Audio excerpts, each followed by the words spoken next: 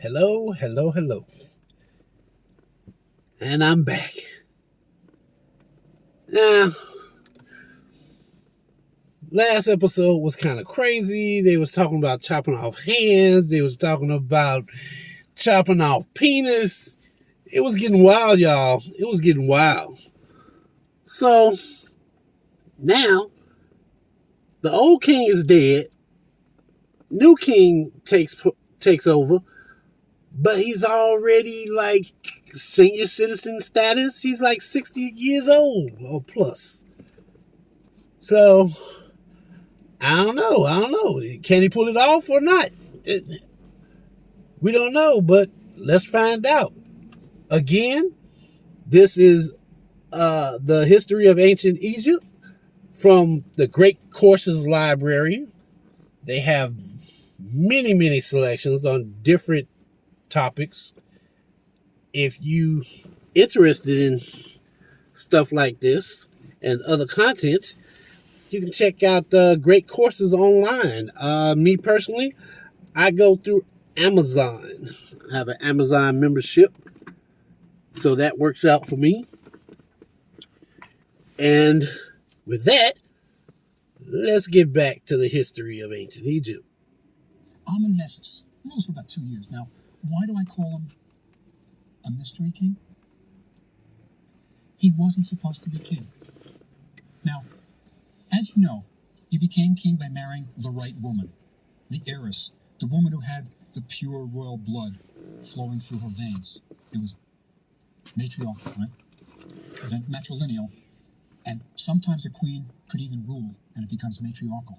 And you'll see, that happens at the end of this dynasty. So we get Amenmesis, who is not the king's eldest son, who is usually the one who marries this right woman. Right? He's a son of Merneptah, but he's not supposed to be king. And all of a sudden, boom, he's king. Right? He has a tomb in the Valley of the Kings, so there's no doubt he was ruling as king. But we don't know much about him. He's succeeded by Seti II, probably his brother. Seti. Now, what does Seti II do? The first thing he does is erase Amenmesis' name wherever he finds it. Now, wow. Why would a king do that? Well, there are some reasons. One theory, and it's just a theory, is that Seti II is the king. He was supposed to be king. He's the prince who was supposed to be king. And it may be Amenmesis somehow, pushed him aside or something like that. Because it's clear he doesn't like him. So he erases his name. Now, this was common in Egypt, by the way. Pharaohs erasing the names of predecessors. Common. It's an interesting practice. They did it for two reasons. One was when you really wanted to erase all traces of anyone. The Egyptians didn't have a concept of heaven and hell. They just had heaven, the next world. The worst thing that could happen to you is if you went out of existence. Right? There was no place where you went for eternal torment. No. You went out of existence. That was the worst. Even, for example, in the Book of the Dead, when you're being judged to see if you're worthy. If you're not worthy of going to the next world, you just take your heart out and throw it to this creature who's a devourer of hearts and you go out of existence. So, one reason was, if you hated your predecessor, for some reason, you would erase his name wherever it existed. And to erase the name, you erased him. He no longer existed. That's what happened, remember, at the end of Tutankhamun's reign? When you had the heretic pharaoh, his father, Akhenaten, and everybody associated with that was annihilated from the records. Right? So I think that's probably why Seti does this. The other reason why you might erase another pharaoh's name and replace it with yours is you wanted to take credit for his monument.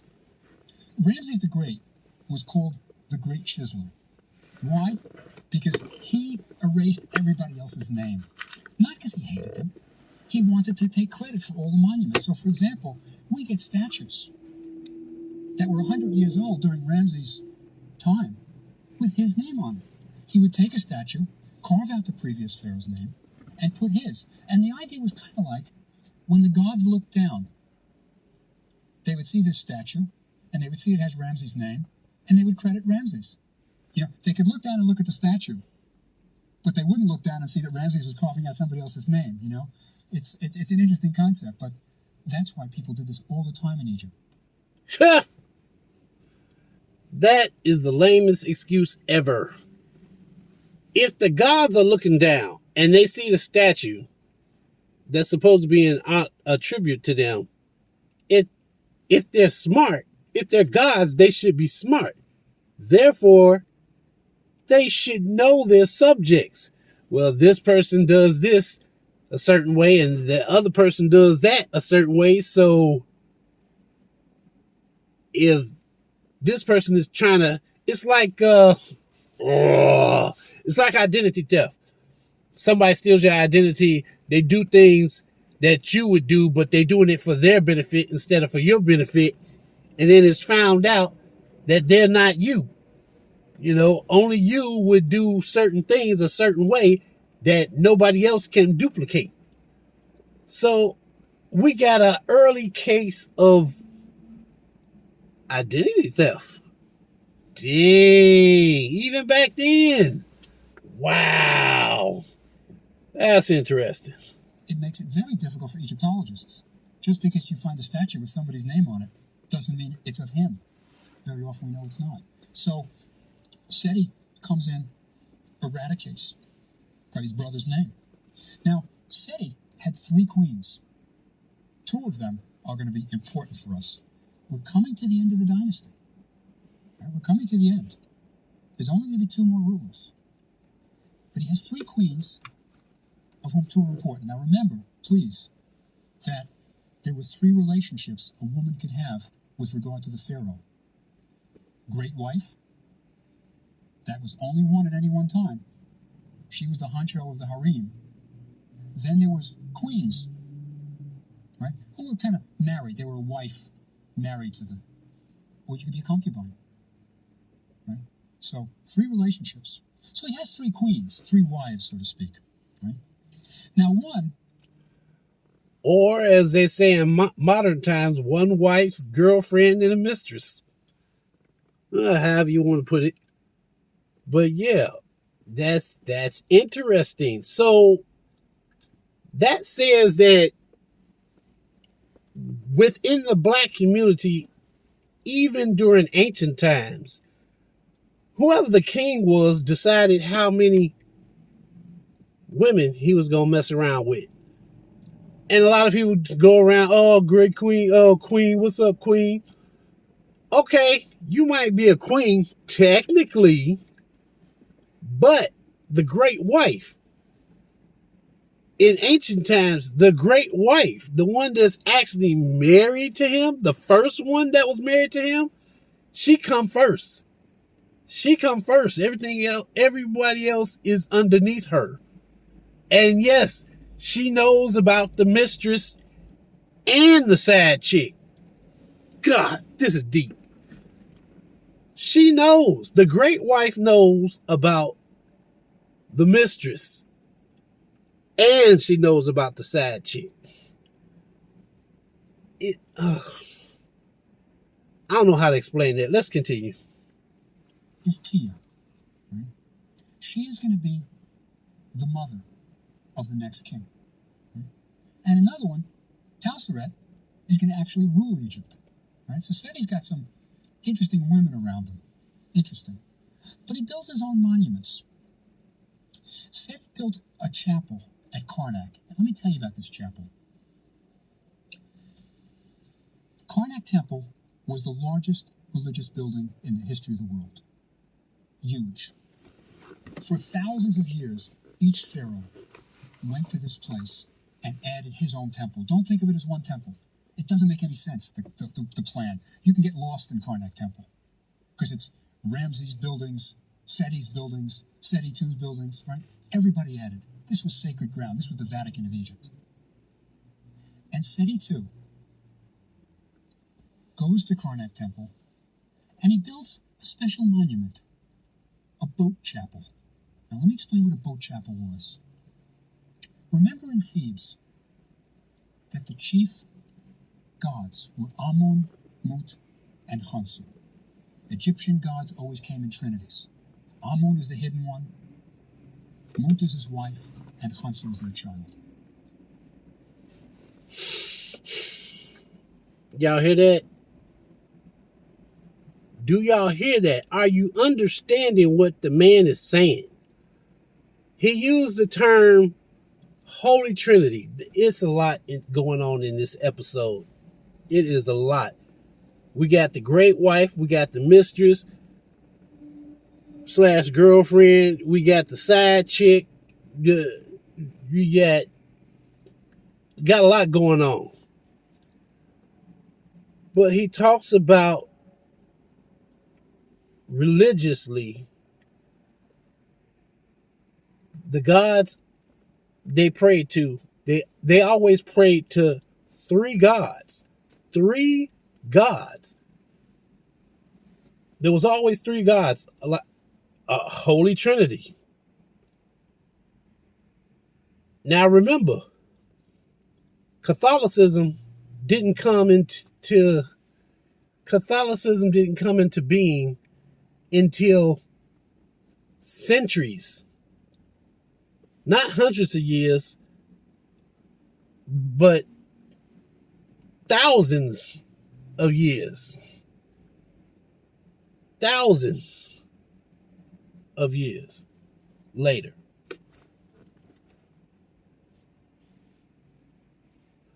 Let that marinate. The Catholics, the Roman Catholics, the Europeans wanted us to believe that, God, Jesus, Mary was something brand new. But according to ancient black civilization, ancient Egypt, ancient Kemet, ancient Kush, there were three. We always believed in the power of three godlike entities. What they did was they took our children, they beat the culture out of them, and then they took our culture, rewrapped it, and sold it back to us. They sold us some shit that was already ours to begin with. But the older people knew, but the younger people didn't know. So evil Europeans have been playing this game of hot potato. They've been playing this game of keep away. Don't let the Negroes find out, or as they like to call us, niggers. Don't let the niggers find out. Really? Oh my goodness. There's a lot to unpack. At Karnak Temple, statues of these gods were kept. But on festival times, and these statues were never seen by the commoners, they're kept in the back of the temple in the Holy of Holies. But at festival times, the statues were placed on portable shrines in the shape of a boat. These are pretty big boats. I mean, it's like about 20 feet long. And the boat shrine rested on poles, 2 poles. And during festivals, the priests, shaven-headed priests, 10 on each side sometimes, would carry these poles on their shoulders. And they would parade the statues of the gods in front of the people. And for the first time in a long time, people could see the statues of their gods. It was a big deal. Now, Seti II builds a boat chapel. It's a small temple. By small, it's probably 40 feet across, maybe. But it has 3 compartments. One for the boat of Amun, one for the boat of Mut, one for the boat of Khonsu. So during festivals, the statues would be placed in the shrine, the boats would be taken out of the shrine and paraded for the people to see. Right? So that is his monument that we know he built at Karnak Temple. Then he dies. Right? Then he dies. And he is succeeded by his son, Siptah, who is the son of one of his wives, Tia. Siptah is an interesting mummy. We have his mummy. He's another one of those that was found in that royal cache. The foot is deformed, probably from polio. Many people think that Siptah had polio, and the foot is deformed. And I think it's interesting that a pharaoh of Egypt could have a deformity. I mean, he became king of Egypt, no questioning about it. Siptah's king of Egypt with a deformed foot. Could he lead the army? Well, from a chariot, perhaps. Right? But it also may be a sign that Egypt is weakening, that they're going to accept a pharaoh with a defect, with a birth defect, or a defect of any kind. But Siptah becomes king of Egypt. Doesn't reign long, maybe 5 years, something like that. And then it happens, the thing I mentioned. His stepmother, Tauseret, becomes ruler of Egypt. We don't know why. She is on the throne. We do not know why. Only 2 years. She even had a small tomb in the Valley of the Kings. Right? So she was definitely ruling. There was a separate little tomb for her jewelry. Quite interesting. They found silver gloves. Silver gloves. I don't mean the color. Silver gloves. And in it were 8 finger rings. Beautiful finger rings. Right? So she had her jewelry hidden in a cache for eternity. But the 19th dynasty ends in this very strange way, with a woman ruling Egypt. Next time we'll see the consequences of what happens when a woman rules Egypt. Wow, just when I think I'm gonna dive into a conversation about a specific area, this man, Professor Bryant, comes up. He comes out with something else, and I'm still trying to wrap the other information around my head that he just gave me. Wow, that's a lot to unpack. So this king,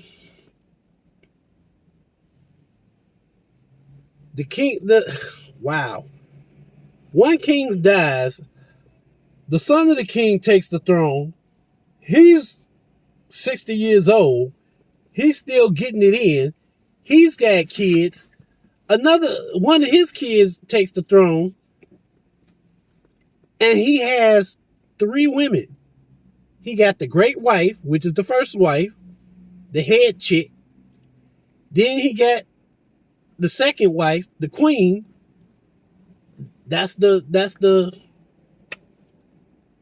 mistress, I guess, the girlfriend. Well, I guess you could call her girlfriend. And then you got the side chick. So I don't know how they all was getting along, but he had 3 women and they all knew about each other. We get over here to America and it's like, why you cheating on me? You sleeping with another woman. Well, back in the day, it was quite common for black men, especially men of higher stature, men of, how can I say this, to borrow a line from the late Kevin Samuels, men of higher value. So not only was it, and he hasn't said this yet, but I'm gonna take a stretch and say that high value men all the way up to the king had more than one woman in their life. And who knows, a lot of rich men back in those days, they probably had a side chick, you know, the babysitter or the maid, who knows? But a lot of what's going on now happened back then. The only issue is it was accepted back then. Whereas now it's not accepted. Somebody said it was wrong. You can't do that. That's wrong. How is that wrong? But it's okay to enslave a whole generation of people based on the color of their skin. Then you break the families apart. Then you turn around and you make one child grow up screwing the next door neighbor. And when that don't work, you making these young black boys have sex with their sisters, their aunties, their cousins. Really? But they don't want to talk about that. They don't want nobody to, we're not going to talk about all that. We're not going to discuss that. You can only marry one woman at a time. Bullshit. That's in white culture. Now, I don't mind observing the laws, but let's face it, some of the laws are absurd as hell. And as far as black women go, you heard for yourself. Some women were actually in charge of the country. They were the queens. They were the leaders of the country when there was no man around. And when there was a man around, they co-led the country. That woman was ruling the country right next to her husband. That way, if something ever happened to the husband, she'd pick up where he left off. Or she could do her own thing. But black women throughout ancient history have been known to be in a leadership position, and they didn't do all this toxic masculinity bullshit. I'm pretty sure there was some discrepancies and some arguments, just like this one chick that Professor going to talk about in the next episode. She ended up being queen instead of her stepson being the king. Something happened to him. We'll find out next time. But yeah, I can't say it enough. In the history of black people, our women have never had a problem, had an issue with not being accepted by the men. This women's lib bullshit, this toxic masculinity, that's that white woman's bullshit, because their husbands relegated them to house duty.